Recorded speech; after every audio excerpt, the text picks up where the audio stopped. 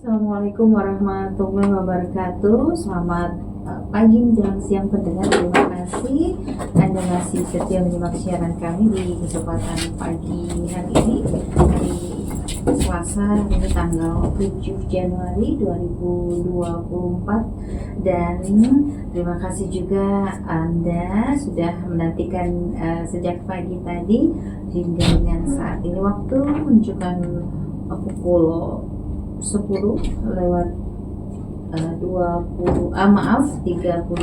menit waktu Indonesia Barat. Baik, seperti yang sudah kami rencanakan, yang sudah kami informasikan melalui berbagai sosial media, pagi menjelang siang hari ini kami akan berbincang-bincang dengan PKBI Cabang Ketapang, dan sudah hadir di studio Radio Kabupaten Ketapang ada Ibu Hajah Hartati M. Thohir, kemudian ada Ibu Endar Sunarsih SPD MM. Kami ucapkan Assalamualaikum warahmatullahi wabarakatuh, Ibu.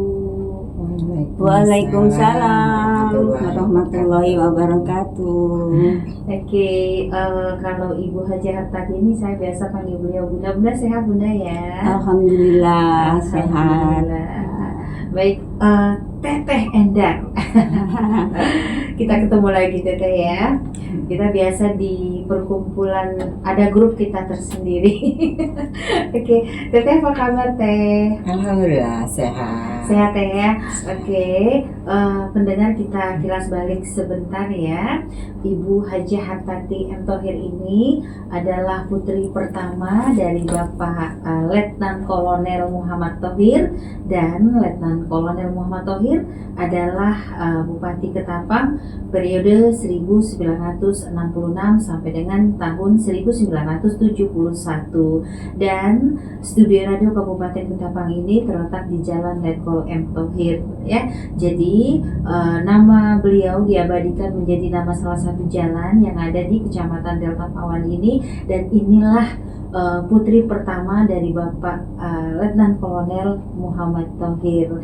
Alhamdulillah beliau masih sehat walafiat, tak kurang satu apapun, dan beliau adalah salah satu tokoh perempuan Kabupaten Ketapang yang luar biasa kiprahnya dalam berkontribusi untuk pembangunan di Kabupaten Ketapang, khususnya peduli terhadap perempuan dan anak-anak. Beliau juga pernah menjabat sebagai anggota legislatif atau DPRD Kabupaten Ketapang periode 1999-2004, dan sampai saat ini beliau tetap konsen terhadap kepeduliannya kepada anak-anak dan perempuan. Sedangkan Ibu Endar Sunarsih SPD MM, beliau adalah salah satu pegawai negeri sipil yang bekerja atau berdinas di Dinas Sosial Kabupaten Ketapang. Baik, kita lanjutkan saja untuk obrolan kita pada kesempatan pagi menjelang siang hari ini bersama penyiar Anda, saya Willia, dan sudah kita ketahui bersama judul kita pada kesempatan pagi hari ini terkait dengan informasi PKBI Cabang Ketapang. Luar biasa ini judulnya ya, yaitu Ketapang Ada Kawin Muda. Ketapang Ada Kawin Muda adalah bahasa Ketapang, artinya masyarakat Kabupaten Ketapang tidak akan menikah di usia muda, dengan subtema yaitu pencerahan perkawinan usia anak ya. Baik, langsung saja kita ke narasumber utama kita, yaitu Ibu Hajah Hartati M. Thohir, yang akan kita tanya-tanya ini tentang beliau ya, terkait dengan apa sih yang dimaksud dengan perkawinan anak ini. Silakan Bunda. Assalamualaikum warahmatullahi wabarakatuh. Waalaikumsalam. Menyapa dulu pendengarnya, pendengar radio Kabupaten Ketapang di mana saja Anda berada. Pagi hari ini bersama Perkumpulan Keluarga Berencana Indonesia Kabupaten Ketapang, kita bersama-sama akan membahas mengenai pencegahan perkawinan usia anak. Saya jadi agak malu tadi. Mbak Kenapa, Bu? Willy, apa namanya? Profil singkat Bunda. Nggak apa-apa. Profil singkatnya ya. Itu kan true story ya, Tete ya. Iya. Cerita yang sebenarnya. Tapi sebenarnya Nggak apa-apa. sebenarnya ya hanya aktivis ya, aktivis untuk perempuan dan anak dan konsen dan sampai usia senja tetap konsen. Dan pagi hari ini saya menyemangati sebenarnya yang muda-muda. Jadi pendengar sekalian, sebenarnya narasumber utama kita adalah Mbak Endar ya. Saya nanti menambahkan, tapi sebelumnya saya akan sedikit memberikan informasi tentang apa itu PKBI dan mengapa sampai PKBI juga peduli yang berkaitan dengan pencegahan perkawinan usia anak. Jadi PKBI ini perkumpulan yang bukan hanya mengurus mengenai keluarga berencana, ya, tetapi berusaha dan konsen untuk mewujudkan keluarga bertanggung jawab dan inklusi. Ya, inklusi itu artinya membuka semua ruang dan artinya tidak ada diskriminasi untuk Tidak ada siapapun, perbedaan. tidak ada perbedaan, ya. Tidak pilih kasih ya, Tidak Bun, pilih kasih, ya. Oke. Dan mengupayakan keluarga yang bertanggung jawab melalui 5 dimensi. Jadi dimensi kelahiran, dimensi kesehatan, dimensi pendidikan, dan dimensi kesejahteraan, dan yang paling penting berkaitan dengan yang kita bahas hari ini yaitu dimensi masa depan. Jadi bagaimana masa depan anak-anak kita ini yang sebagai aset dari pembangunan untuk kelanjutan negara kita ini supaya dapat lebih produktif dan SDM-nya tumbuh dengan maksimal sehingga dapat berkontribusi dalam pembangunan nasional. Jadi untuk selanjutnya kita mulai saja ini Mbak Endar supaya dapat menyampaikan apa itu perkawinan anak dan lain sebagainya. Silakan. Iya, Mbak Endar silakan. Mbak atau Teteh sama aja. Ya, Saya lebih ke Teteh aja. Iya. Teteh. Terima Apa kasih. sih perkawinan anak? Iya. Ya, terima kasih Mbak Willy. Jadi kita hari ini berbincang tentang perkawinan anak itu sendiri ya. Apa sih perkawinan anak itu? Perkawinan anak itu adalah suatu pernikahan dua individu di mana salah satunya atau keduanya masih di bawah usia dewasa. Iya, Jadi masih ke kategori anak-anak. Jadi kalau menurut BKKBN pernikahan dini, ya pernikahan anak itu yaitu adalah pernikahan yang berlangsung pada umur di bawah usia reproduktif, yaitu kalau untuk perempuan itu sekitar usia 20. Jadi kalau di bawah 20 tahun wanitanya itu sudah dikategorikan sebagai pernikahan di usia anak. Oke. Kalau untuk laki-laki itu usia ideal nikahnya 25. Kalau dia di bawah 25 berarti masuk di pernikahan anak-anak. ya anak-anak di Menurut bawah BKKBN, usia. ya, Mbak Itu Endar, ya. menurut BKKBN. Iya. Lanjut. Kalau di undang-undang perkawinan 19 tahun 19 itu tahun, ya. Untuk perempuan. Baik ya, laki-laki untuk dan perempuan. laki-laki atau perempuan Oke. itu.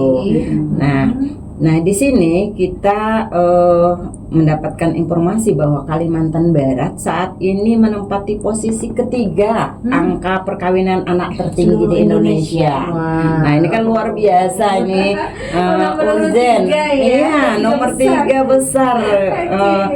tinggi pernikahan anaknya dan Kabupaten Ketapang ini paling banyak kasus. Oke. Iya, Seluruh di kabupaten, seluruh ya. kabupaten di Kalimantan Barat. Jadi ada 14 kabupaten iya, kota di Kalbar. ternyata 14 Ketapang paling ternyata tinggi. Ketapang paling tinggi kasus pernikahan anaknya. Nah, ini menjadi PR kita bersama dan tercatat pada tahun 2022 jumlah perkawinan anak di Kabupaten Ketapang terdapat 475 perempuan yang menikah di usia Anak. anak. Iya.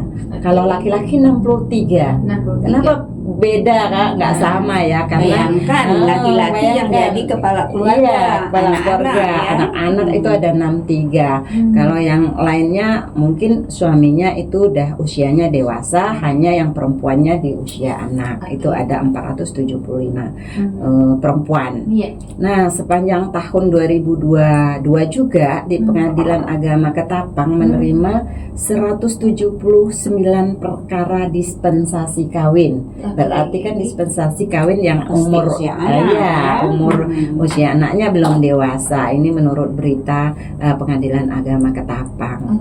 Kemudian perkawinan anak juga menjadi isu penting sekaligus tantangan dalam upaya pembangunan keberlanjutan SDGs di Indonesia. Salah satunya adalah aspek pembangunan keluarga yang ini juga menjadi programnya dari BKKBN. Nah, dan juga terkait dengan sumber daya manusia yang berkualitas, nanti bonus demografi ya Bunda ya. Nah, ini pemerintah juga pemerintah Kabupaten Ketapang mempunyai rencana untuk menurunkan prevalensi perkawinan anak ini dari yang saat ini sebesar 9,23% di tahun 2021 itu akan diturunkan menjadi 8,74% pada tahun 2024 dan harapannya nanti di tahun 2030 kita mencapai 6,94% yang harus kita capai. Target Ya, target kita nantinya karena ini masih cukup tinggi kita di angka 9,23%. Nah, Kabupaten Ketapang juga telah berupaya mencegah perkawinan usia anak ini dituangkan dalam peraturan bupati. Ini kita sudah ada perbuknya. Ya, nomor 73 tahun 2023 tentang pencegahan perkawinan pada usia anak. Nah, ini di mana peraturan ini mengatur tentang berupa upaya kebijakannya, kemudian program kegiatannya apa, aksi sosialnya apa, serta upaya-upaya lainnya yang dilakukan oleh pemerintah daerah, masyarakat, kemudian organisasi-organisasi. Nah, ini semua tertuang dalam peraturan bupati tersebut. Jadi kita termasuk membantu Ya, pemerintah kita daerah membantu pemerintah mensosialisasikan daerah. ya Pergub. dari PKBI ya Bunda ya. Nah, sekarang kita masuk apa sih perkawinan usia anak? Tadi sudah kita sampaikan bahwa perkawinan anak itu adalah pernikahan yang melibatkan individu yang di bawah usia. Nah, Oke, baik Teteh, ini udah jelas banget ya pendengar. Mudah-mudahan apa yang sudah disampaikan terkait dengan pertanyaan apa sih yang dimaksud dengan perkawinan anak ternyata seperti itu. Sepasang mungkin usianya masih usia anak-anak, kemudian usia anak itu beda dengan usia anak versi BKKBN dan versi undang-undang. Jadi kalau versi BKKBN, undang-undang perkawinan maksudnya, kalau versi undang-undang perkawinan usia anak itu di bawah 19 tahun, tapi kalau untuk BKKBN usia anak untuk perempuan 20 tahun dan di bawah 20 tahun maksud saya, kemudian di bawah 25 tahun untuk laki-laki. Tuh dengerin ya adik-adik yang masih mahasiswa-mahasiswi ataupun yang tidak melanjutkan ke jenjang kuliah, yang baru tamat sekolah. Ini biasanya ada nih banyak banget nih musim nikah nih Teteh, Bunda. Iya. Satu minggu biasanya ada 3 atau sampai 4 undangan yang harus kita hadiri, dan ternyata mereka yang menikah di tahun ini itu banyak banget yang baru lulus SMA. Kok bisa? Oke. Baik. Tidak hanya SMA, SMP juga ada SMP. Iya, SMP juga. Bayangkan menjadi ibu rumah tangga Iya, di usia seperti itu. Ya kan, ya termasuk pelanggaran hak asasi manusia, ya kan, pelanggaran hak anak. Hak anak juga. Baik, tapi kalau anaknya mau gimana Teh? Iya. Oke, baik pendengar, kita lanjut kembali. menyenangkan sekali untuk ngobrol-ngobrol terkait dengan pernikahan anak ini ya, karena ternyata pengantin cilik itu ada di dunia nyata ya. Pernikahan Ya. dini juga bukan hanya sinetron. Bukan hanya ya. sinetron. Ingat nggak Teh, sinetron dulu pernikahan dini Iya, ada pernikahan Agnes dini. Monica Iya. ya waktu itu sama siapa? Kalau salah Sahrul Gunawan kalau nggak Iya. salah ya. Oke, pertanyaan keduanya adalah kira-kira nih, kalau penyebab pernikahan atau perkawinan anak itu apa sih, Bunda dan Teteh? Silakan. Oh iya. Kenapa mereka ini maunya nikah muda? Apakah faktor ekonomi, faktor kebelet, atau faktor orang tua dan seterusnya? Itu bisa Iya. semuanya. Iya, bisa Bisa semuanya. semuanya, Tapi iya. pasti Coba Teteh lebih tahu dijelaskan, nih. iya. Faktor kebelet pasti lebih banyak.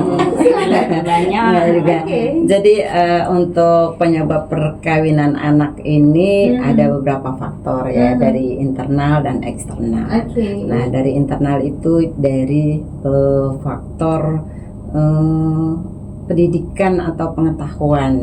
Nih, jadi karena pendidikan yang putus sekolah, ya mereka pemahamannya terkait dengan apa sih nanti kalau kita menikah daripada nggak ngapa-ngapa ya kita menikah saja.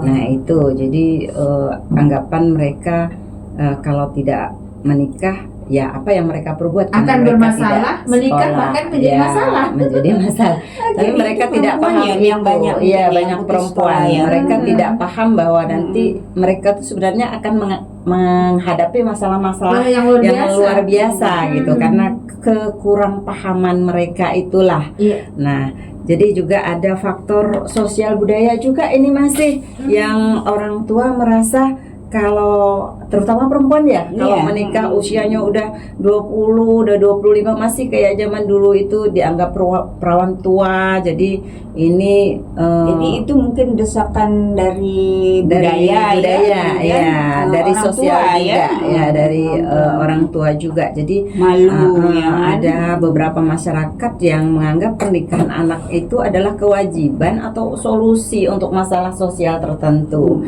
Nah ini yang menjadi penyebab juga. Kemudian kemiskinan ini juga menjadi faktor penyebabnya. Kenapa kemiskinan? Karena keluarga yang hidup dalam kemiskinan itu seringkali memandang bahwa perkawinan anak itu adalah cara untuk mengurangi beban Menyelesaikan finansial. masalah ekonomi. Ya, menyelesaikan masalah ekonomi di situ. Ya, terutama dalam dampaknya konteks untuk perempuan ya. perempuan itu dampaknya sangat Yang kena dampaknya itu luas, biasa ya, di perempuan. Tapi ini dianggap solusi untuk masalah ekonomi. Kemudian juga ada penyalahgunaan kekuatan oleh orang tua atau wali. Nah, di sini ada beberapa kasus orang tua atau wali ini mengatur pernikahan anak-anak mereka karena alasan kekuasaan. Oke. Nah, untuk keuntungan pribadi dari orang tua itu sendiri. Barter ya, bisa barter iya, misalnya bisa. dia punya utang. Iya, kan? bisa seperti itu. Masih ada seperti itu ya yang terjadi. Seperti di zaman Belanda ya. Iya.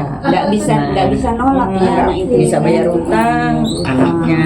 Nah, ini. Jadi dan juga tentang anak-anak kita yang belum bisa membuat keputusan sendiri, masih apa-apa melalui orang tua. Jadi orang tua berkuasa, gitu kan? Oke. Nah, ini kemudian ketidaktahuan terkait dengan hukum pernikahan anak itu sendiri. Nah, ada di beberapa daerah itu rendah pengetahuan masyarakat mengenai hak-hak anak, kan terkait dengan kekerasan anak, hak anak itu bermacam-macam yang harus kesehatan reproduksinya seperti itu, terkait dengan seksual sosial kemasyarakatannya. Nah, ini ketidakpahaman tentang hukum itu sendiri. Nah, ini Jadi tidak mempermasalahkan ya, tidak paham. Jadi dia tidak mempermasalahkan. Nggak tahu Bu kalau ini bahwa ini tidak boleh. Tidak boleh kalau menikah di usia muda itu ada hukumnya. Terus prosesnya harus ke Iya. pengadilan agama dan Iya. lain sebagainya. Ya itu kan Iya. biasa ya. Biasa, Bu. Dan ini adalah tugas dari BKKBN, Pemerintah. tugas dari pemerintah, Lintas sektor. pemerintah daerah, lintas Ya. sektor, Organisasi. Iya, organisasi termasuk Ya. tugas dari PKBI. Iya, gitu. Baik. Oh iya Bunda, sebelum kita lanjut, PKBI ini sejak tahun berapa ya Bunda? PKBI itu sejak tahun 1957. Jadi Wah. pada bulan kemarin 23 Desember itu sebetulnya 67. ultah PKBI 67 tahun. Sudah 67 tahun ya. Jadi sebetulnya perkawinan anak ini bukan masalah yang baru. Nah, dari awal berdirinya PKBI Sudah juga konsen ke sudah sana konsen ya, ya ke sana. Oke. Termasuk waktu Kongres Perempuan Hari Ibu, masalah perkawinan anak ini juga sudah menjadi isu yang dibahas. Oke. Ya kan. Nah, jadi sampai saat ini jumlahnya lebih besar dan sudah mengganggu yang berkaitan dengan pembangunan secara keseluruhan di negara kita, ya kan? Jadi kita Baik. mesti menanggulangi. Dan Teh Endar sebenarnya sosialisasi ini kan memang rutin dilaksanakan ya Teh ya. Iya. Baik itu langsung maupun tidak langsung atau Iya. melalui media. Media. Tapi kultur, budaya dan seterusnya tetap terdepan, Iya. tetap terdepan. Terdepan. Dan Iya. mereka sepertinya menutup mata dan telinga untuk undang-undang perkawinan dan Iya. untuk segala macam sosialisasi yang sudah dilaksanakan oleh pemerintah ini. Baik, Benar. kita berharap mudah-mudahan urutan nomor 3 di Kalbar Iya. bisa Iya. diturunkan, bisa dinaikin ya. Iya. Jadi 100 kek. Iya. Oke, baik, kita lanjutkan kembali nih teman-teman semuanya, masyarakat Kabupaten Ketapang, terutama anak-anak kami yang saat ini usianya masih di bawah 20 tahun untuk perempuan dan 25 tahun untuk cowok atau laki-laki. Jangan dulu berpikir untuk menikah ya, carilah kehidupan yang lebih luar biasa dulu, setidaknya Anda punya bekal, Persiapkan punya untuk bekal dan pernikahan. persiapan yang luar biasa. Tidak harus menjadi seorang kaya raya dalam hal materi, tidak. Tapi ada persyaratan Iya. yang Harus dipenuhi. yang harus dipenuhi. Ya. Nah, resiko perkawinan anak, Bunda Nah, sama ini Dede, dia. silakan. Ya, Resikonya ini pasti penting. banyak Iya. banget. Ya, Ini very much. penting. Oke. Iya, banyak Oh, banyak faktor iya. ya resiko Iya, apa faktornya apa banyak, ya. resikonya banyak. Silakan Bunda dan Iya. Teteh.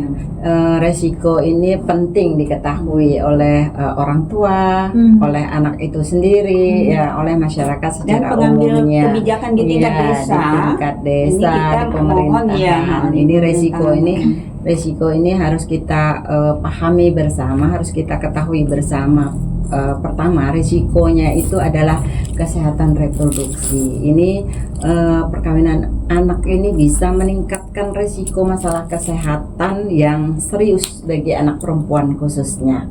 Ya, nah ini apa masalahnya? Mereka menjadi rentan terhadap komplikasi kehamilan apabila nanti setelah menikah mereka hamil. Di saat hamil akan terjadi komplikasi, persalinan juga akan terjadi komplikasi seperti perdarahan, infeksi atau kelahiran anak prematur, bisa sampai kematian ibu Ibu, melahirkan ya, dan dan bayi. anak. Kita Kabupaten Iya. Ketapang masih cukup Masih tinggi tertinggi, nih. juara Karena, lagi nih, Mbak di- Lili, ada juara lagi di kita ibu melahirkan di tentang usia kematian iya, ibu ya. mati, ya, Jadi karena salah satu penyumbangnya penyumbangnya adalah perkawinan ibu di usia anak. ya. Ya, jadi itu, jadi bisa mengakibatkan dan juga nanti juga akan berisiko melahirkan anak stunting. Nah, sekarang program kita stunting ya. Iya. Nah, itu nanti juga berisiko stunting karena apa? Karena di usia yang terlalu muda mereka belum paham bagaimana reproduksi yang ideal, yang sehat itu seperti apa untuk mendapatkan bayi yang sehat gitu, ibu yang sehat.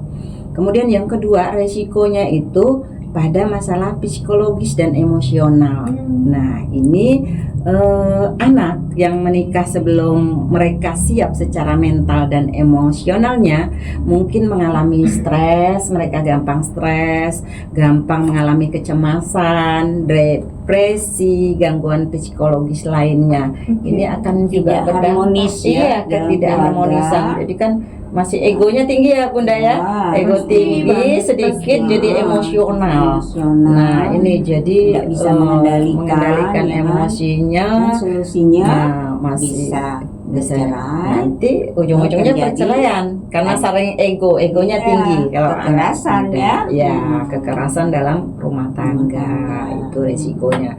Kemudian resiko selanjutnya adalah penghentian pendidikan otomatis. Kalau mereka Otomatis menikah ya. kan pasti mereka akan berhenti di sekolahnya. Nah, kalau hamil Jarang ya hamil, yang iya, berlanjut. Di saat hamil dia berlanjut. sekolah itu jarang Bunda. Iya. Rata-rata mereka langsung berhenti sekolahnya dan ini nantinya akan mengurangi peluang mereka untuk berkembang secara intelektualnya dan ekonomi. Nah, Apalagi anak ini- laki-laki iya, ya anak kan? laki-laki. Cari pekerjaan dan itu ini lebih- nanti berisiko memperburuk kemiskinan generasi berikutnya. berlanjut Nah, iya, karena tidak sekolah, tidak Tidak bersaing, intelektualnya tidak ada, itu ya. terkait ke ekonomi. Nah, itu risiko. Kemudian risiko berikutnya adalah kekerasan dalam rumah tangga. Nih, anak perempuan yang menikah muda seringkali lebih rentan terhadap kekerasan fisik. Nih, Ya. untuk yang perempuan, kekerasan emosional, tidak hanya fisik Bunda, sekarang ya. kata-kata kasar Kata-kata aja itu udah verbal ya. iya, itu Verbal, masuk itu sudah kekerasan menyakiti emosional ya. Hmm. Kemudian seksual dari pasangan mereka, kekerasan seksual. Karena apa? Ketidakmampuan mereka untuk membela diri atau mencari bantuan ini mereka masih belum terpikirkan. Misalnya di mendapat kekerasan mereka tidak bisa punya inisiatif, oh saya harus mengadu kemana? Saya harus lari kemana? Mengadu kemana? Nah, ini lebih rentan buat mereka ini Oke. ya, Apalagi- terhadap penyalahgunaan ini. Budaya patriarki, masalah Ya. gender ini kan kita masih kuat. Ya, Jadi benar, perempuan benar. itu tidak ada posisi tawar ya Iya. kan di dalam rumah tangga, apalagi usia anak ya kan. Nah, Itu salah satunya juga ya. ya masalah gender. Ya, kemudian risiko yang berikutnya ada kemiskinan yang berkelanjutan, Bunda. Kenapa dimasukkan kepada kemiskinan yang berkelanjutan? Ini karena pasangan tersebut anak-anak yang mungkin dilahirkan nantinya ini, nah dia akan hal ini disebabkan oleh rendahnya tingkat pendidikan, keterbatasan akses terhadap pekerjaan, ketergantungan iya. ekonomi, ada yang masih tergantung sama orang tua. Iya. Nah, ini kan akan nantinya anak-anak mereka juga akan melanjutkan kemiskinan Iya. ini karena ketidakmampuan finansial itu tadi. Sehingga bisa jadi beban pemerintah juga Iya. ya kan. Ya, Jaring betul. pengaman sosialnya ya kan. Betul. Jadi misalnya keluarga PKH Ya. tentang Ya, Apa sekarang ya, harapannya bantuan, begitu Bu, iya. banyak bantuan-bantuan itu Bunda. Jadi mereka yang mengalami kemiskinan karena pernikahan muda ini karena tergantung ke nggak orang mau tua, keluar dari iya, karena dari nggak keluar dari situasi. situasi itu karena sudah mendapatkan bantuan-bantuan seperti PKH, bantuan kepada ibu hamil, nah seperti itu ada bantuan-bantuan seperti itu. Dan Padahal juga kita memberdayakan untuk sementara Iya. supaya nanti lebih bisa mereka berdaya bisa dan tuntas berdaya ya. sendiri, tetapi karena masih usia anak tuh tidak bisa Iya. berpikir untuk berdaya sendiri Bunda. Oke, Nah, baik. seperti itu. Nah, tuh banyak Ya. sekali Mm-mm. dampak-dampak yang negatif ya yang akan atau risiko perkawinan anak ini. Nah, selanjutnya adalah dampak perkawinan anak tuh. Dampak perkawinan anak nih macam-macam juga, ini banyak banget ya. Silakan Bunda sama Iya. Kak Tenda. Ya, ini Dampak tadi perkawinan ya anak. tadi resikonya ya, Tadi resikonya. resikonya. Sekarang dampaknya, kita Dampaknya melihat ya. dampak di jangka panjangnya. Jadi hampir kurang lebih sih, tapi dengan resiko tadi. Tapi dampaknya ini di sini adalah pendidikan dan kesempatan hidup terbatas. Mereka dengan menikah dini, maka pendidikan dan kesempatan hidup mereka itu terbatas. Nah, biasanya di perkawinan anak ini mereka akan mengakhiri pendidikan mereka dan mengurangi kesempatan mereka untuk berkembang. Nah, itu untuk mengembangkan keterampilannya, ya kemampuannya. Nah, ini Skillnya yang bisa juga ya tertutup. skillnya untuk mendukung kehidupan keberlanjutan kehidupan mereka. Nah, ini sudah tertutup semua karena mereka sudah menikah. Punya Akhirnya anak, harus ngurus anak, di usia ngurus harusnya rumah, ngurus harus suami dengan harus pengetahuan yang Iya, jadi minim. tidak Iya, sempat dengan tidak pengetahuan sempat yang dia ya minim. mencari apa iya. keterampilan ya kan. Mengasah Iya. skillnya tidak Mengasah sempat. Iya, Oke. jadi Iya. mengalami keterbatasan lah mereka. Kemudian ketimpangan gender yang meningkat, Iya. yang Bunda Yang sebut itu tadi ya, tadi. gendernya.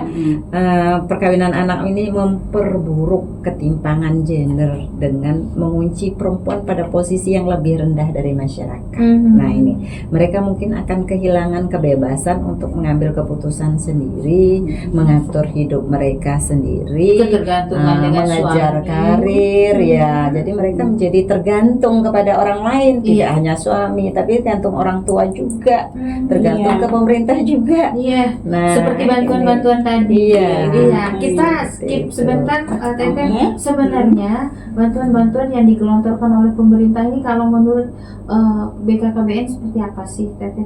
Apakah ini akan membantu sepenuhnya atau bahkan membuat mereka menjadi ketergantungan? Ya, ada plus minusnya. Ada plus Iya, minusnya. ada plus minusnya kalau Baik, terkait lanjut, dengan Teteh. bantuan. Sebenarnya Masih gini di ya, dampak boleh saya perkawinan anak ya. menambahkan. Ya. Jadi kita bisa membantu, artinya ada grade-nya ya, ada yang menjadi prioritas, yang memang itu tidak berdaya sama sekali, itu sebetulnya memang harus dibantu. Perlu Iya, bantuan. jadi dia tidak mampu makan, tidak punya papan dan lain sebagainya, misalnya yang hidup di kolong jembatan dan lain sebagainya, itu menjadi prioritas, tidak bisa dielakkan. Bantuan Tapi, itu iya. dilema, Bunda. Iya, itu makanya. Luar biasa ya. Iya, Jadi dampak dari perkawinan anak ini sangat luas sekali dan 99% negatif. Iya, negatif. Teteh ya. Nah, Oh, iya. Paling berat justru dampaknya Iya. itu kalau dari Nih, sisi gender terhadap perempuan ya, perempuan. Kemudian ini peningkatan risiko kekerasan seksual Iya, dan betul. eksploitasi. Nah, Iya. ini juga ini dampak jangka panjangnya nih, ya. Karena organ produksi si perempuan khususnya ini Iya. belum matang, belum Iya, siap, belum berkembang Oh, iya. maksimal, ya. Baik. Gitu. Banyak Karena sekali. banyak kasus, jadi mereka Iya. rentan terhadap korban kekerasan. Ini semua ruang lingkup dari isu yang diperjuangkan PKBI sebenarnya. Oke, ini. baik. Mudah-mudahan kedepannya PKBI PKBI ini dapat harus berbuat lebih banyak kenceng ya, lagi, lebih Teteh ya. kencang lagi Iya. ya. Lebih kenceng lagi, Bunda. Iya. Mudah-mudahan pemerintah daerah juga mendukung sepenuhnya Insya kegiatan-kegiatan Allah. sosialisasi PKBI ini, dan tentunya melalui berbagai media juga, termasuk Salah radio satunya Kabupaten lewat Ketapang. RKK ya. Baik, Iya. melalui sosial media dan seterusnya. Baik, untuk berikutnya adalah solusi atau jalan keluar atau cara pencegahannya kemana nih untuk supaya tidak meningkat perkawinan anak nih, Ibu Bunda dan Teteh. Iya. Ya, jadi tadi, Solusinya.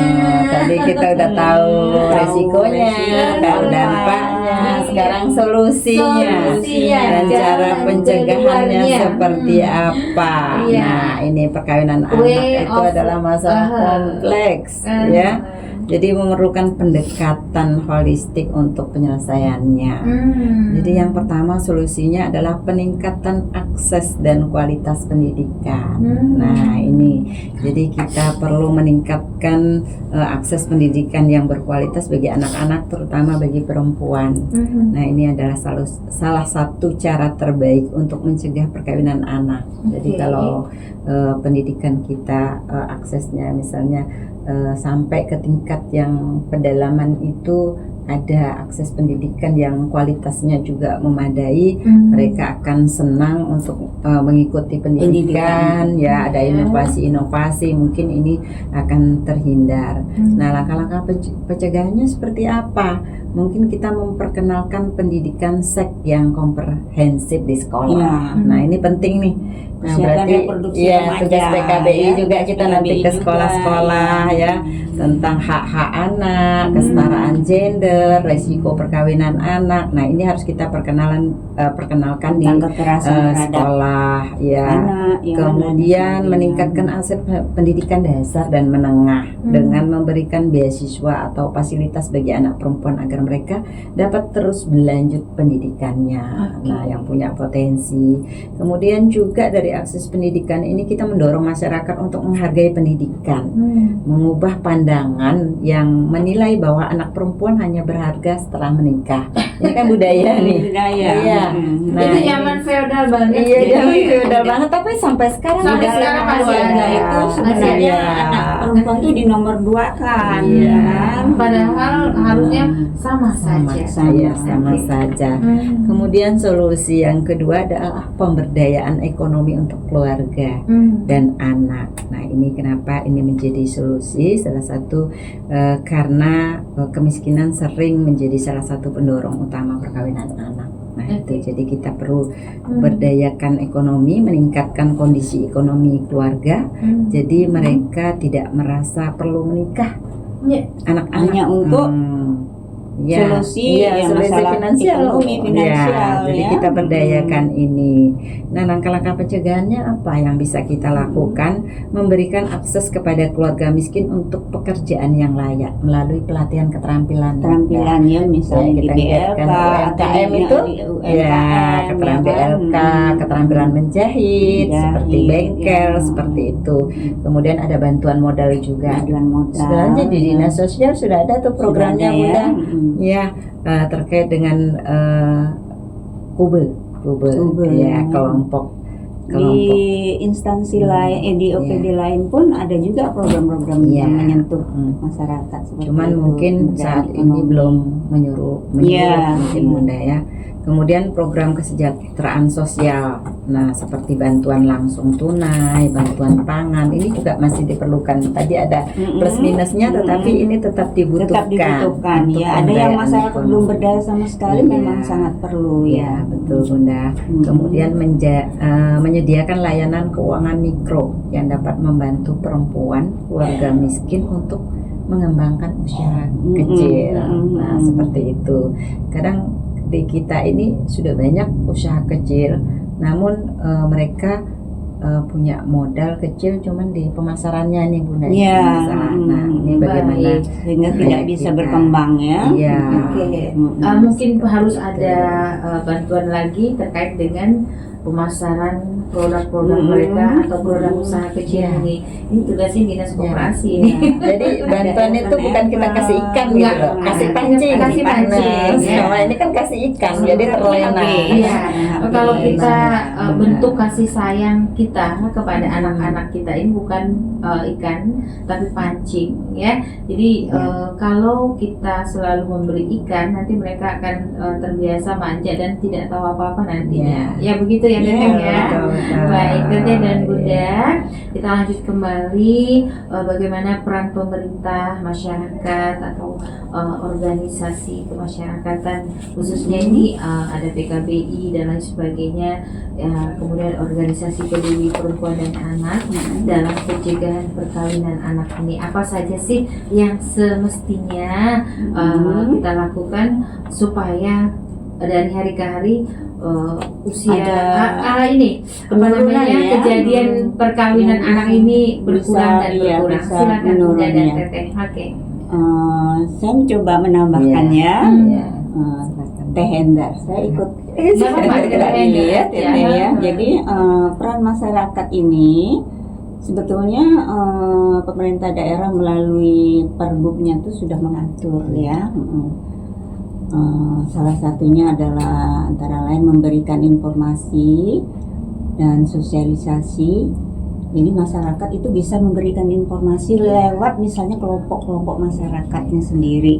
Nah, jadi tidak menunggu misalnya misalnya program-program yang telah dilakukan oleh pemerintah yang formal, ya kan? Jadi Informal ya. Jadi masyarakat kalau memperbanyak dia semakin banyak, kalau dia ya. sudah menerima informasi awal Langsung, bisa sampaikan ya. ke tetangga, ke keluarga. Iya. Benar itu ya, Bunda? Iya, itu ya. Ya, informasinya jadi nyampai. Iya. Kemudian masyarakat juga bisa memberikan masukan dan perumusan kebijakan yang terkait dengan upaya pencegahan perkawinan pada usia anak ini. Misalnya pada hari ini kan ada membahas rancangan awal. Jadi itu pemerintah juga memberikan kesempatan kepada kita untuk memberikan masukan ya apa-apa yang yang mungkin permasalahan ada di masyarakat, dan kita juga bisa menginformasikan atau memberikan solusinya gitu. Nah, jadi salah satunya itu. Oke. Kemudian juga melaporkan. Oke. Ya, jadi ini mungkin hal yang baru ya. Iya. Lapor melapor ini. Lapor melapor. Ini sebetulnya kita ingin bahwa dinas sosial pemberdayaan perempuan dan perlindungan anak ini sudah ada sistem ya di sana, dan sudah sistem pelayanan bahwa misalnya di sana juga menerima laporan juga terutama di desa. Ya, jadi ada program kami ada Bunda ini program, terkait dengan lapor melapor ini. Jadi di BKKBN dengan di dinas sosial itu kami itu ada yang namanya tim pendamping keluarga. Nah, tim pendamping keluarga ini mendampingi calon pengantin 3 bulan sebelum menikah. Oh gitu Ya, jadi tim pendamping keluarga ini terdiri dari ada bidan, ada kader PKK, ada kader KB di situ. Oh, iya. Kenapa kita kader PKK? Karena kader PKK itu ada sampai di tingkat yang paling bawah RT. Nah, jadi PKK ini akan lebih cepat menerima informasi terkait di situ ada calon pengantin nih, usianya berapa. Kalau dia usianya masih usia anak, itu dilakukan pendampingan, pendampingan dan konseling dulu ya. Di konseling harus diperiksa ke kesehatan. Nah, seperti itu harapannya agar nanti kalau mereka menikah itu tidak terjadi tadi resiko-resiko tadi. Jadi dia diberikan informasi mengenai keluarga berencana, ya kan, mengenai kesehatan reproduksi, ya kan, ya. Jadi pendampingan mereka itu dilaporkan setiap bulan. Oh gitu ya. Jadi PPK itu. Jadi sudah ada pendampingan keluarga. Ya, jadi ini masyarakat bisa memanfaatkan ini ya. Jadi melaporkan terutama ke dinas sosial ya ada aplikasinya juga Bunda. Jadi secara nasional sampai ke pusat sudah bisa memantau calon-calon pengantin. Oh, sudah ada aplikasinya. Makanya ini kita dapat data ini. Mungkin salah satu peran nanti di RKK ini perlu kita sosialisasikan Mbak Willy ini supaya akses masyarakat untuk melaporkan. Ini bukan melaporkan artinya yang berkaitan dengan pidana dan lain sebagainya. Jadi perlu bantuan mengenai konsultasi dan pendampingan. Untuk yang menikah, yang berencana menikah. Iya, berencana menikah. Masyarakat juga bisa berjejaring ya dengan gugus tugas Kabupaten Laya Anak, kemudian tadi itu pendamping keluarga, ya kan. Kalau di desa itu lebih bagus lagi ya, sudah ada misalnya forum anak dan lain sebagainya, dan perlindungan anak terpadu berbasis masyarakat. Harusnya ada ya. Baik, Bunda sama Teteh, masih ada lagi peran masyarakat, itu saja dulu. Iya, jadi termasuk salah satunya peran lembaga masyarakat ya, lembaga masyarakat yang seperti PKBI, PKK atau organisasi sosial lainnya, yaitu melakukan sosialisasi yang efektif dan masif, ya kan, melakukan pemantauan deteksi dini, ya kan. Jadi kalau ada kira-kira mendengar ini, terus kita itu telinga kita harus berdiri ya kan, kemudian mengambil sikap gerak cepat ya kan? Jadi kemudian kalau memang misalnya kelompok pengajian dan lain sebagainya menyediakan layanan pengaduan masyarakat. Oh misalnya ini ada perkawinan anak, mohon diberikan pendampingan dan lain sebagainya, seperti itu. Masyarakat ya. Nah, begitu banyak penjelasan terkait dengan perkawinan anak ini ya, dan kita sudah sampai ke dua poin pertanyaan yang tentunya mudah-mudahan ini juga sangat-sangat mencerahkan kita semuanya. Peran orang tua ini penting banget karena peran orang tua bisa membuat si anak ini, apakah dia bisa menikah dini atau menikah di usia anak, bisa melanjutkan ke jenjang pendidikan yang lebih tinggi dan seterusnya. Peran orang tua dalam pencegahan perkawinan anak ini harusnya sebagaimana mestinya. Bagaimana nih Bunda? Oh iya, jadi peran orang tua ini tadi kan peran orang tua ini bisa dua sisi, negatif dan positif ya. Kalau yang negatif itu yang berusaha tadi itu mengawinkan anaknya usia dini. Nah sekarang peran orang tua yang positif untuk pencegahan usia anak, ya kan? Salah satunya ya berupaya tidak mengawinkan anaknya ya dengan alasan apapun kecuali yang darurat, ya kan? Nah, kecuali yang darurat, yang sudah hamil itu misalnya tidak bisa dihindari. Tapi kalau misalnya dia hanya berpacaran, takut misalnya nanti terjadi ini dan itu, terus lebih baik dikawinkan, itu kalau bisa dicegah dulu ya, dicarikan solusi lain ya. Kemudian juga berusaha, artinya pikirannya itu harus menuntaskan harus paham bahwa pendidikan minimal jadi 12 tahun ya. Jadi paling tidak itu. Jadi walaupun dengan alasan apapun kan sekarang udah ada KIP ya. Jadi itu untuk apa, pemerintah bisa membantu untuk keluarga yang tidak mampu. Jadi mendorong anaknya untuk terus bersekolah memotivasi untuk pendidikan itu penting. Dan mengkondisikan di rumah itu ya dengan pola asuh pola asuh yang baik dan yang demokratis ya, yang tidak keras gitu, ya kan. Kemudian juga ini biasa yang agak tabu memberikan pendidikan kesehatan reproduksi. Kadang-kadang kita sendiri ya, kadang-kadang juga agak malu-malu ke orang tuanya, padahal orang tua kan lebih paham. Kadang mereka lebih enak curhat ke teman sebayanya terkait dengan kesehatan reproduksi ini, Bunda. Jadi orang tua tuh harus paham betul juga. Orang tua harus teredukasi. Jadi ini jangan sampai anak-anak itu mencari di gadget ya, informasi yang misalnya tidak tepat ya kan, dan dia belum dapat memahami. Jadi tidak apa-apa kita sampaikan bahwa kamu kalau udah berteman dengan teman laki-laki, kalau melakukan hubungan seksual itu bisa hamil. Ya, jadi memang harus disampaikan seperti itu ya. Jadi dengan cara sesuai dengan usianya ya, sesuai dengan pemahaman mereka kata-kata kalimat-kalimat yang kita sampaikan atau bahasa yang kita sampaikan. Jadi termasuk pendidikan kerohanian dan keagamaan ya kan. Itu juga sangat penting. Itu sebagai dasar pokok sebenarnya. Ditanamkan sejak dini kepada anak-anak yang budaya. Baik yang terakhir yaitu menolak norma-norma budaya ya kan. Walaupun ini memang sangat sulit ya. Kalau di dalam kita komunitas harus itu tidak mudah misalnya kita menolak dan berbeda pendapat itu menjadi misalnya diasingkan ya kan. Kalau udah misalnya satu wilayah ini budayanya mengawinkan anak, nanti kita sendiri yang tuh jadi memang kita harus kuat ya. Jadi kena hukum sosial ya Bunda kalau ikut budaya, sanksi sosial. Baik. Yang terakhir adalah peran anak nih Bunda sama Teteh nih. Peran anak itu sendiri ini dalam pencegahan perkawinan anak. Jadi ini sebenarnya peran utamanya adalah anak itu sendiri sih.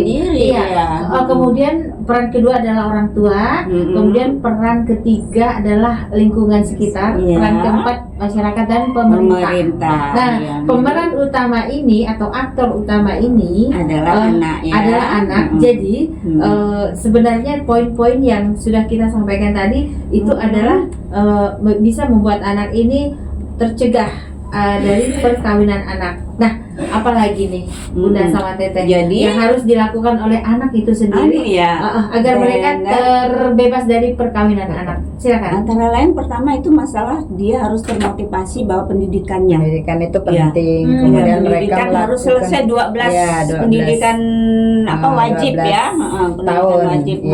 Kemudian mereka harus wajib belajar 12 tahun itu. Banyak mengikuti aktivitas kegiatan-kegiatan yang positif. Jadi harus ada motivasi itu, mencari informasi dan mendapatkan informasi tentang pengetahuan kesehatan reproduksi yang tepat, ya kan, yang tepat. Nah, dan mau mengikuti misalnya dalam forum-forum remaja, kegiatan-kegiatan yang misalnya lomba-lomba putri hijab atau lomba apa macamnya, putrinya Mbak Yeni, duta apa Mbak Yeni, duta berkaitan dengan apa ya, duta ya kan, putri dan lain sebagainya. Duta pariwisata, banyak banget, duta investasi, olahraga, ya terus di desa terutama ini salah satunya peran anak itu sekarang itu harus menjadi agen perubahan, pelopor dan pelapor. Ya, jadi ini yang harus dimulai sekarang. Jadi gimana dia agen perubahan? Jadi di desa dia bisa berkumpul dengan sesama anak, ya kan, di forum anak. Kemudian kalau ada isu ini kan biasa anak-anak sama anak-anak dia paling tahu ya, paling cepat. Dari teman ini loh ada yang mau nikah, nah ini nanti dia ya, menyampaikan ke misalnya ke lembaga-lembaga yang ada di desanya. Harus bisa jadi agen perubahan ya Bunda ya, pelopor dan pelapor. Mungkin itu. Baik Bunda sama Teteh, mungkin yang terakhir ya, poin penting daripada apa yang sudah kita sampaikan tadi, menurut Bunda apa sih, dan menurut Teteh Endar apa? Silakan. Poin pentingnya aja. Poin pentingnya bahwa perkawinan anak ini adalah isu serius yang memiliki dampak jangka panjang terhadap individu dan masyarakat, terhadap anaknya itu sendiri juga terhadap masyarakat. Jadi ini harus segera kita cegah bersama. Harus tidak bisa berjalan sendiri. Ini harus kita bergandengan tangan dari tadi, mulai dari anaknya itu sendiri, peran orang tua, peran masyarakat, sampai ke peran pemerintah itu sendiri. Jadi kalau fasilitatornya pemerintah ya. Iya, pemerintah juga bisa Bunda sekarang sesama teman sebaya. Jadi mereka harus bisa semuanya dari anak-anak itu sendiri, dari orang tua harus teredukasi terkait dengan dampak dari pernikahan dini ini. Nah, seperti itu. Jadi baik Teteh, terima kasih. Bunda gimana Bun? Tagar kita sedikit? Tagar kita adalah ketapang tadak kawin muda, ya. Cegah ketapang tadak kawin muda. Ada kawin Bu. Ketapang ada kawin muda. Muda ya, oke. Jangan sampai kawin muda, karena kita udah tahu tadi resikonya, dampaknya, dan banyak banget yang tidak baik ketika pernikahan di usia anak ini terjadi, ya. Jadi kita berharap. Terima kasih Bunda, kita berharap ya nanti berlanjut ya. Iya, insya Allah kita bisa hadir setiap bulannya bersama PKBI Cabang Ketapang, dan mudah-mudahan didukung penuh oleh pemerintah Kabupaten Ketapang, khususnya Dinas Sosial dan KB ya, KKBN pusat juga. Tender tolong sampaikan kepada kementerian ini. Ya, tender sebagai jembatannya kami ya Bun ya. Oke, kita tunggu gebrakan luar biasa dari PKBI khususnya, dari Dinas Sosial pastinya, dan dari pemerintah Kabupaten Ketapang. Dan Radio Kabupaten Ketapang selalu siap memberikan fasilitas untuk mempublikasikannya. Terima kasih pendengar sudah menyimak siaran kami, dan nanti tayangan ini akan kita bagikan di sosial media kita, ada Instagram, ada YouTube, ada Facebook, dan ada TikTok. Oke. Tenda hatur nuhun sekali deui. Kemudian Bunda Hajah Hartati M Thohir, ibundanya saya ini. Sehat selalu kita Bunda ya. Tetap semangat di usia yang memasuki 73 tahun loh Bunda kita ini. Masya Allah, masih ingatannya masih segar. Kemudian memberikan informasi juga sangat lancar. Ini perlu kita contoh, dan ini adalah luar biasanya. Beliau ini masih kemana-mana, pergi sendiri. Wow, luar biasa banget ya. Oh iya, saya juga salam nih untuk anak-anak beliau. Ada Mbak Lis ya, kemudian ada Mbak Maya, ada Bang Heri, ada Dek Dini juga, kemudian Adik Pras juga, Dani Pras ya. Ya. Mudah-mudahan mendengarkan. Salam Kita- untuk ini ya, Bersama apa Ibu. relawan, semua relawan PKBI. Oh iya, semua Dan relawan-relawan pengurus PKBI. Ya. Kemudian teman-teman di dinas sosial, terutama Ibu Kepala Dinas Sosial NTN, dan salam dari Ya. kami untuk Ibu Albertin Trikurniasi. Baik, saya Wilia dan Ivan Rulianto, serta tak lupa Kepala Dinas Komunikasi dan Informatika Kabupaten Ketapang Bapak Doni Andriawan SST PME, mengucapkan terima kasih atas kehadiran narasumber dari PKBI dan penanggung jawab siaran kami, yaitu pengarah acara maksud saya Ibu Kepala Bidang Komunikasi Publik Ibu Dr. Gigi Basaria Raja Guguk MSOS. Kami semuanya mengucapkan terima kasih banyak atas kebersamaan ini dan insya Allah bermanfaat untuk kita semuanya. Sampai jumpa. Wassalamualaikum warahmatullahi wabarakatuh. Waalaikumsalam warahmatullahi wabarakatuh.